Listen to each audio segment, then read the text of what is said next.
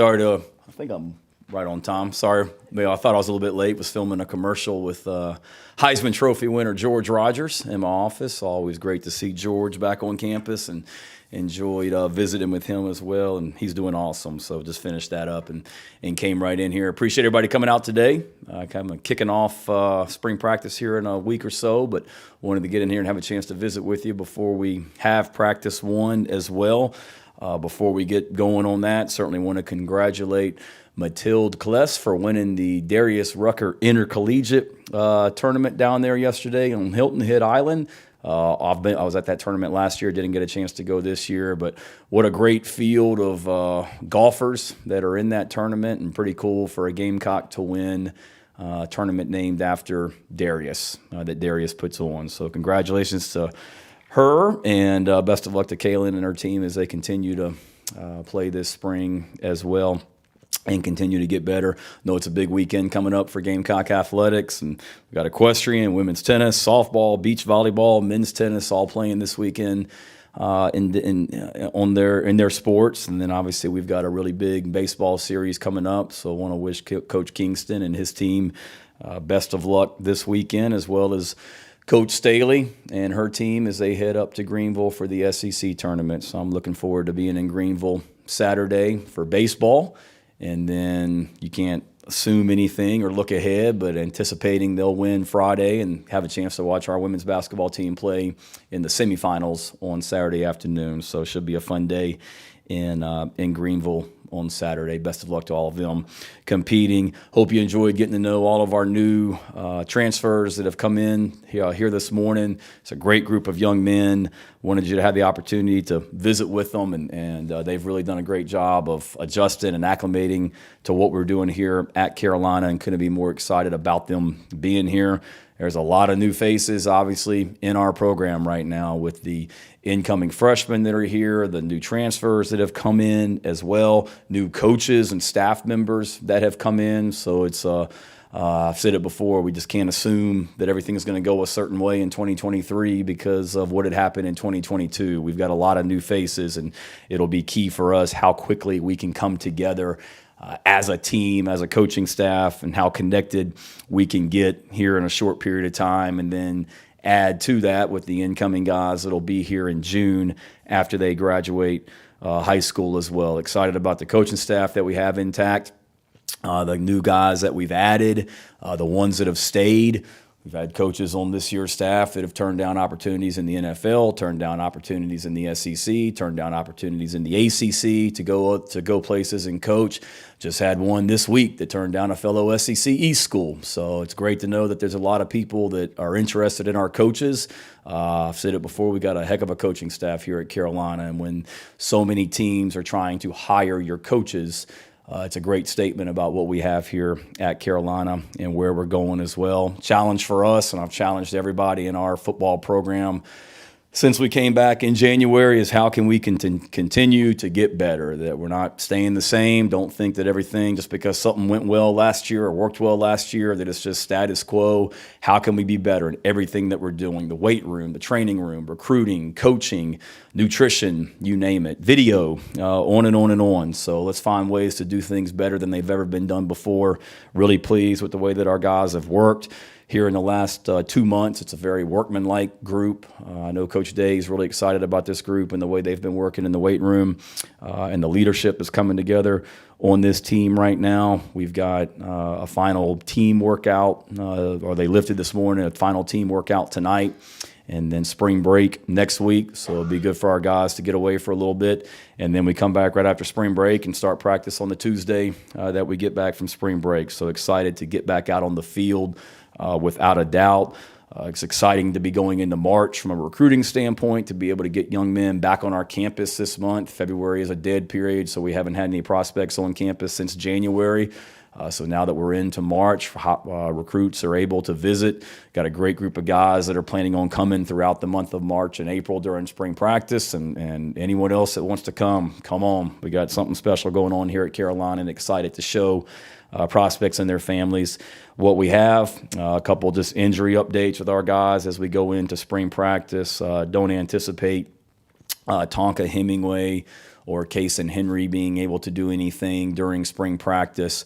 Both of those guys had a surgical procedure within the last few weeks or last month or so, nothing major, just to be able to go clean up some things from the end of last season so they can be at their best going in to this season. So they won't participate in spring practice, but will be good to go as we go into the summertime when they get back for summer workouts. Jordan Strawn and Mo Kaba will certainly be limited as they recover from their injuries and surgeries from the 2022 season. Don't expect Mo and Jordan to be able to do much during spring practice, if any, but they're trying to, so we can hopefully get some stuff out of them in practice. But their rehab is going great, and they look great out there. They're moving around well in the limited things that they're able to do. And then same thing with David Spalding. Probably more likely that David will be able to do something in spring practice as compared to Jordan and Mo. With David, potentially the last half of spring practice, we'll be able to get him out on the field and get him going. But other than that, knock on wood, we're in great shape from a health standpoint. Off-season's been good, pleased with the progress we've made, and excited to finish up everything in the weight room this week and then kind of get into phase 2 for us, which is spring practice. So with that, questions? David?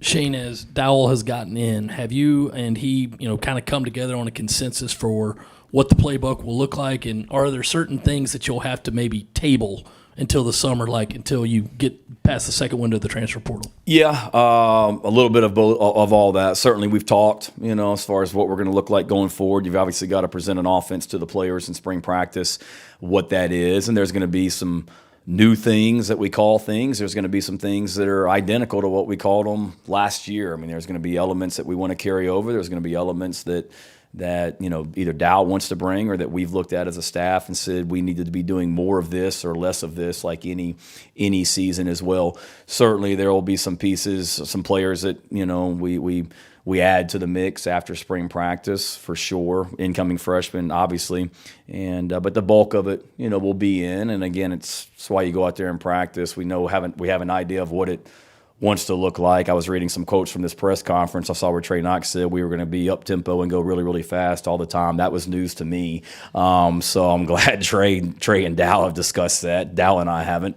But that's another story. But no, I mean, we went fast at times last year, but we want to see what best fits our personnel and what best fits us as a team, offense, defense, and special teams. But yes, we've had some conversations. And again, like I've said before, it's what can our players best execute?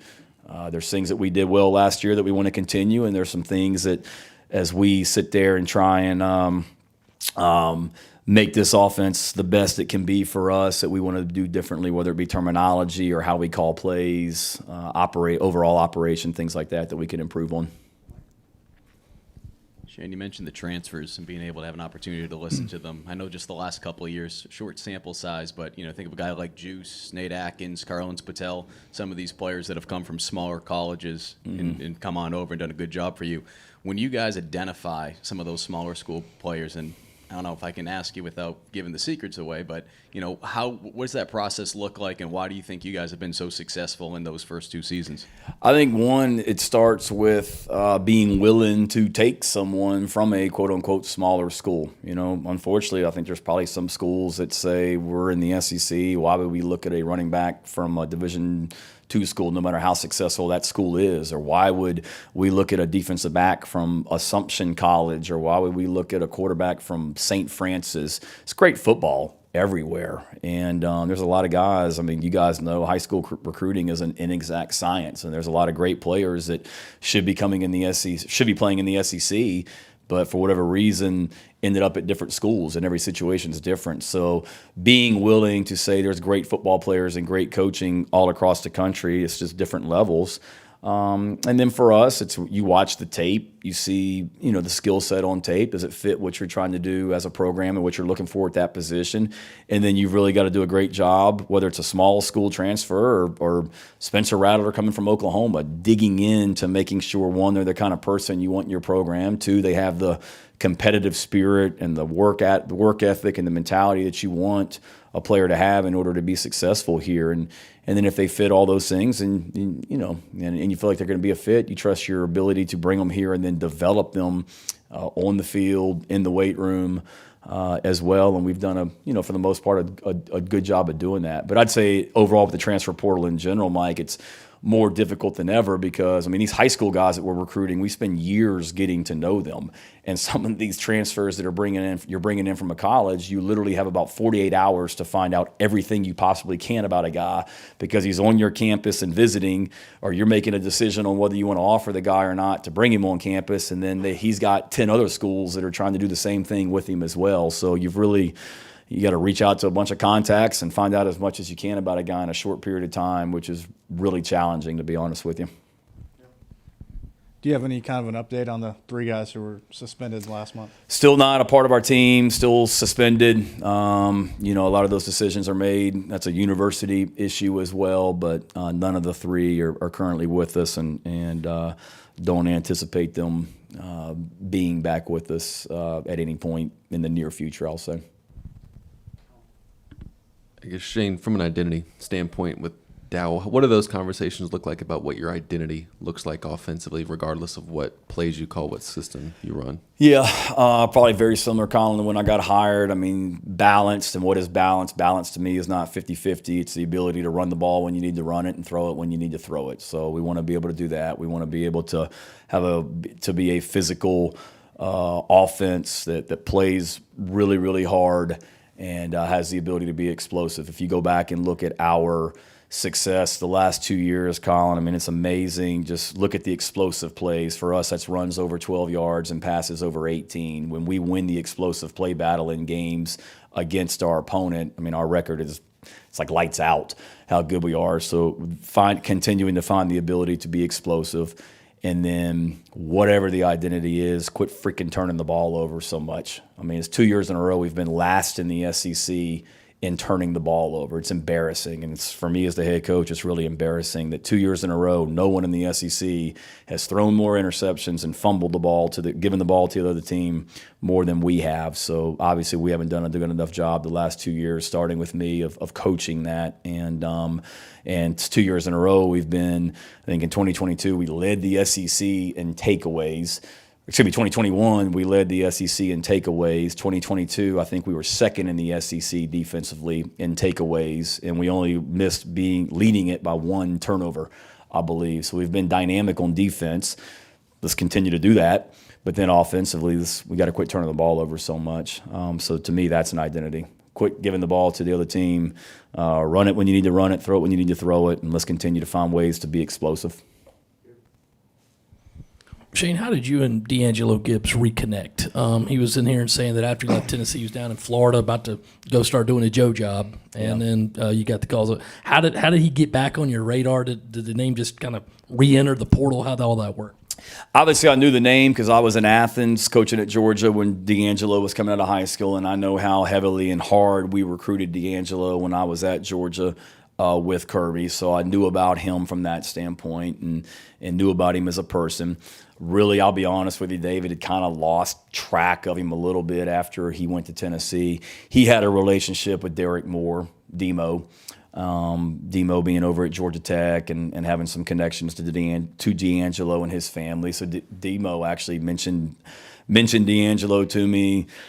It was probably late October, early November. We were getting ready to play Missouri or Tennessee, one of those last home games. And Demo just said, "Hey, D'Angelo Gibbs, here's what's going on. He'd be interested in coming here and walking on and joining the program for an opportunity." And we promised him an opportunity to come in and compete, and we'll see what happens. And he's been awesome. He really has been. Obviously, he'll be the first to tell you he probably needs to lose some weight and continue to get in shape, and that's to be understood. But he's an old soul, and he's got a great maturity, about himself. And kids and coaches on the team have kind of gotten to calling him the OG, because of his experience and age and whatnot. But D'Angelo, he's really has not much he hasn't seen and hasn't been through. So he's been good, and proud of him to this point.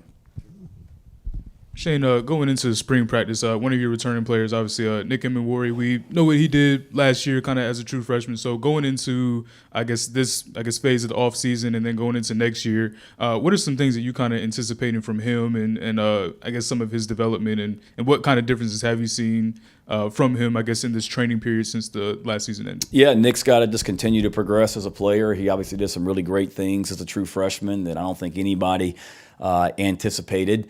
So for him, it's continuing to take the next step physically, getting more and more comfortable back there, mentally being able to do more and more with what we're doing from a defensive standpoint, schematically, the knowledge of the defense, making calls, getting guys lined up, and then just continuing to take the next step. And we've got a lot of new faces on defense. So if you look at the returning production, Nick's right up there in regards to experience from all the games that he's started. So it's hard to, you don't want to say that he's necessarily one of the leaders of this team, but in a lot of ways he is, just because of what he did last season, and he's played a lot of football for us, and then continued to be a great special teams player for us as well. Nick did some really good things on defense for us, and because of depth issues in the secondary, didn't do as much on special teams. But Nick's got to continue to get great as a DB, but now let's be an even more dominant special teams player for us as well in 2023. Hey Shane, like you were talking about how thoroughly you investigate these guys, especially at smaller schools. Can you kind of talk more specifically about Mario and just the process of how you went through that and, the thoroughness of that? Yeah. I know some of our recruiting staff people early on had seen his video, Gene, and they're like, this guy's got something to him and is a really good player. And watched it myself, and you just saw a lot of production. You saw a lot of touchdown runs for a really good team and really good program. And then I think we told the story before. We had Pete Limbo and Clayton White watch his tape, to get their perspective on him. Are we missing anything? And you saw a skill set, and you saw the things that you want to see out of a running back. And then it was, okay, let's dig into his history a little bit and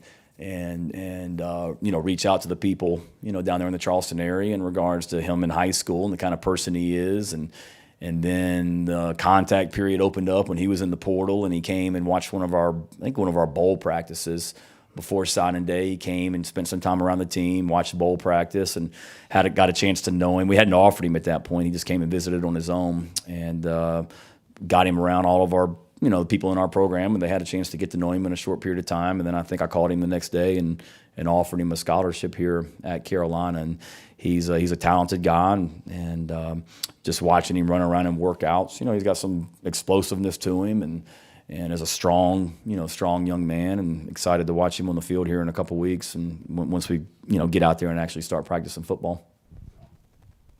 Shane, you enrolled a pretty large freshman class for this January period. What have you seen from the freshman group so far, especially a guy like Pup who had that experience playing at bowl practices to now? Yeah, it's been easier for Pup because he was around us for a few weeks, and it's a little bit of a smoother transition. They've been great. I think Coach Day would tell you what we've done with our guys in January and February has been really, really, really, really challenging and hard, and we've put everybody on our team in some really difficult, circumstances, like every team does this time of year, trying to build that mental and physical toughness and camaraderie and leadership and finding out who you can count on and things like that. Our guys have been in a lot of situations. And the thing that I would say is just with all those freshmen that came in, the moment hasn't been too big for them, and I've been proud of them. They've been in some tough situations, and they fight, they battle. And they don't look lost, that's to say the least. And then obviously it's a different deal once we start practicing a week from Tuesday, but anticipate them just continuing the progression that they're on right now and continue to get better.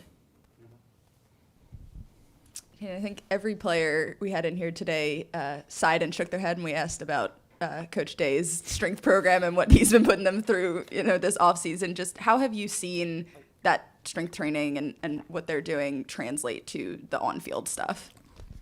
Yeah, it's been great. I mean, I could go on and on about that. One, it's it goes back to challenging everybody. That's the one thing I love about Luke and his staff is they're very willing to think outside the box. And I don't want to say we're unorthodox, but we probably do some things that other schools don't do.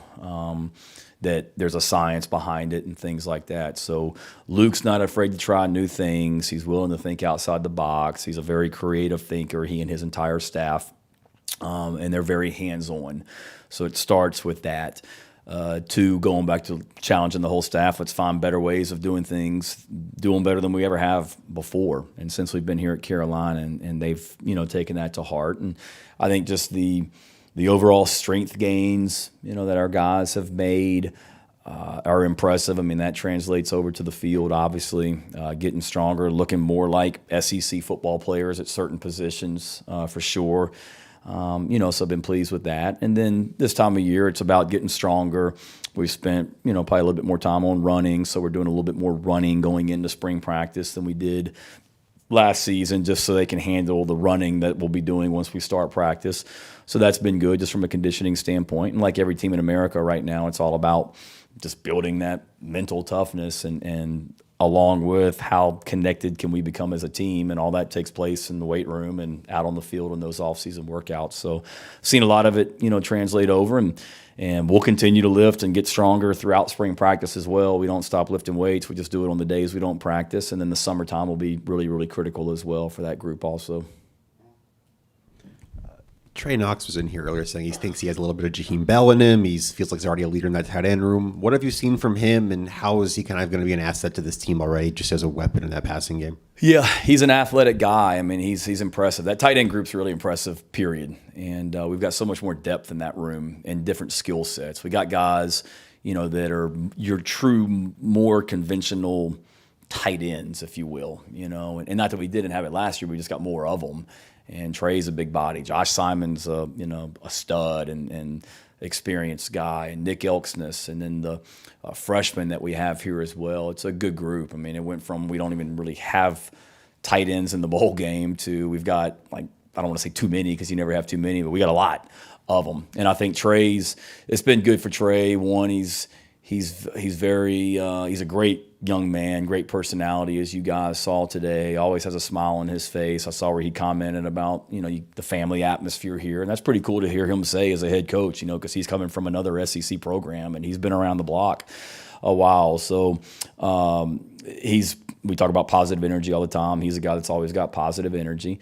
And he's an athletic guy that I think is working really, really hard in the weight room, on special teams, on offense. And I think it's been a good transition for him. We're not necessarily taking everything that they did at Arkansas and saying all of a sudden this is our offense at Carolina, but there is some carryover in certain elements of what we're doing offensively, where from a learning standpoint, I think that's been a little bit easier for Trey, and he can help those other tight ends as well because he's got some experience and maybe what Dow's calling and things like that has carried over from Arkansas.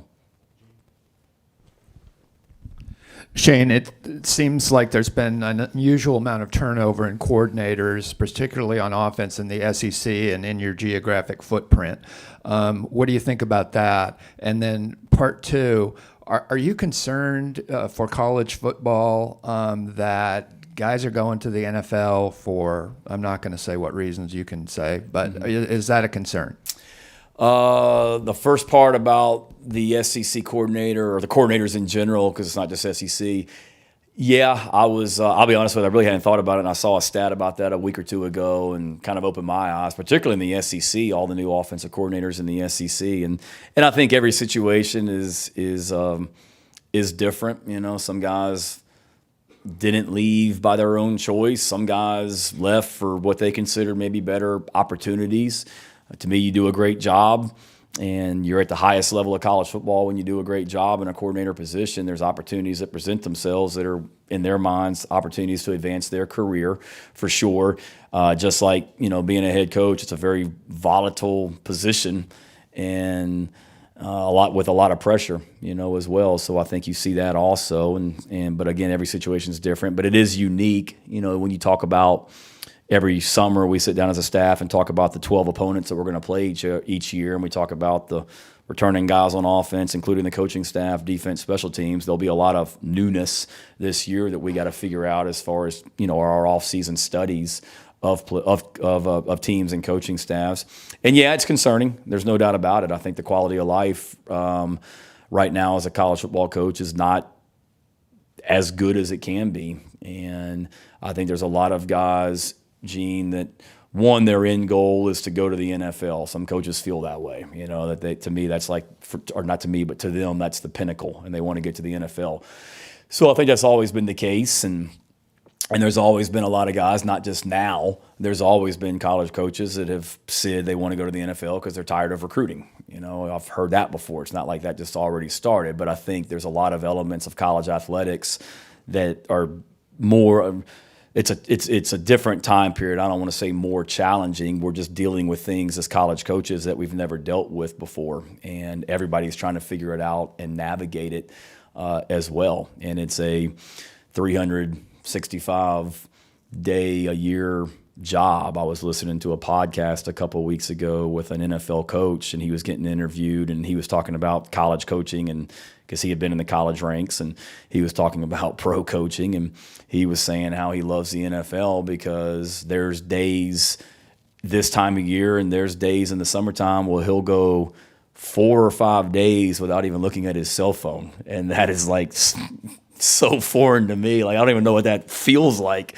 I have a hard time going 4 or 5 minutes without looking at it, and he's going days. So it's just different, because you don't have the recruiting part of it in the NFL. But definitely, I know I'm getting long-winded with your answer, Gene, but there's some things, and we've talked about it as coaches, that certainly the recruiting calendar and when you're doing things, we can be adjusted, around not just this time of year in the summertime, but December was a grind with, signing day and the transfer portal and getting ready for a bowl game and everything else.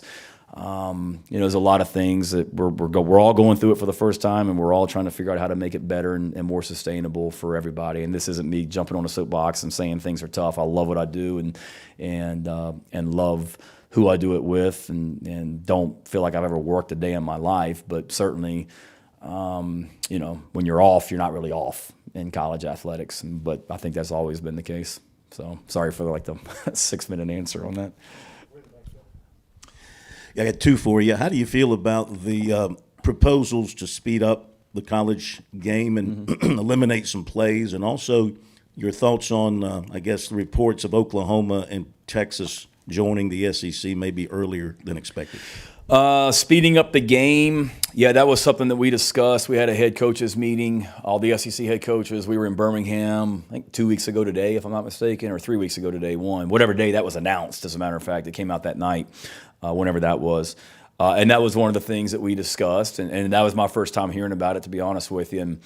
And I'm all for what is, one, continues to make Williams-Brice Stadium such an unbelievable fan experience on a Saturday, because it's already elite, and we don't want to lose that. We want to continue to make that the case. And if that means that these games are getting a little bit too long, then certainly, I'm all for looking at ways to adjust it, because there was a study done, and frankly, our games are a lot longer than NFL games, just time length and things like that. And then certainly, one area of concern is with the expanded playoff. There's a potential, I think, for teams to play 17 games. I think would be the max if you played in a conference championship game, and then 4 playoff games. I think that's right.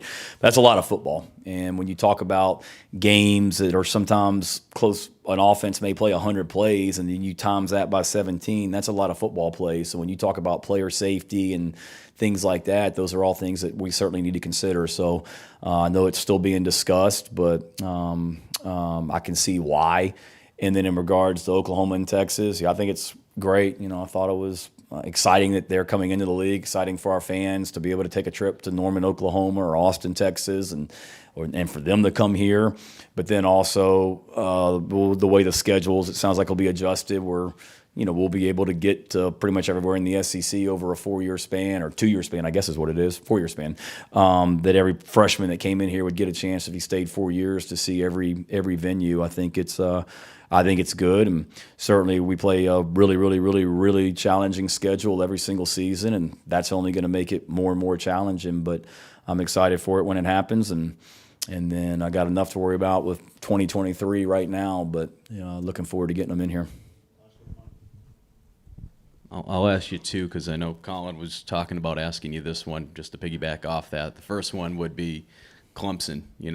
Would you still want to be able to play that game? Because obviously with everything that's going on with the SEC, there's a possibility that there could be less non-conference games. I'm sure I know what the answer is going to be, but just to give you the opportunity to talk about that. Yeah, I would. I mean, I think it's one of the great rivalries in all of college football, and don't really want to see that go away. I mean, there's no question if we play 9 conference games and then, an in-state rival like them, that your schedule year in, year out is probably going to be one of, if not the toughest in the country year in, year out. But as a competitor, I love that. And I'm a college football traditionalist and all that, and I don't want to see those rivalries, go away because of conference expansion. So, yeah.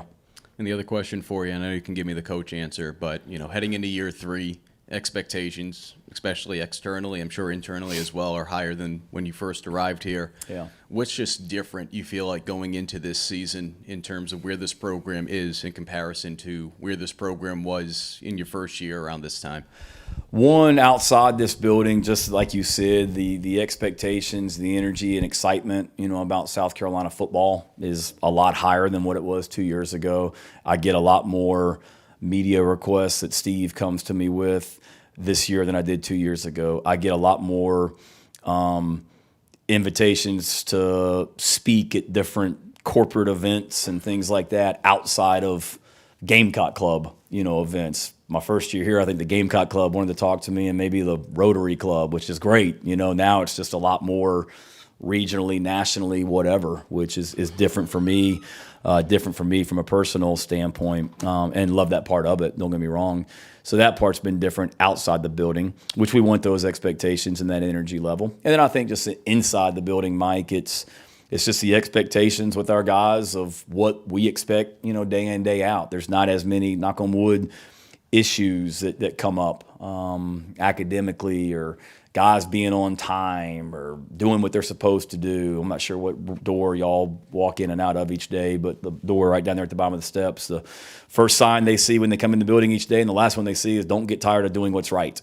Our players do. And to me, that's it. Like, don't get tired of doing what's right. And that's going to class, and that's being on time for everything. And if you're supposed to weigh in before a workout, weigh in. If you're supposed to wear black shorts, black T-shirt, and white socks, and black shoes, and have that on. And we don't have to send you back because you got garnet shoes and black socks or whatever it may be. So just that. And then I think just the type of young men that we continue to bring into the program that embody what we want to be about. It's a fun group to be around. It's a very, workmanlike group that knows what to expect. And year 1, and in a lot of ways year 2, guys were still trying to, figure that out in a lot of ways. And we've done some good things. We obviously got a lot of work to do. By no means have we arrived. And now the challenge for us is we've gone from 6 regular season wins to 8 regular season wins. And now the challenge, and it's a big challenge, is to take that next step, and it's continuing to do the things that we've done really, really well, do them better than we've done them, and then continue in every area. We're not getting complacent. We're continuing to move forward, players, coaches, staff. Yep. Thank you, guys. See y'all soon.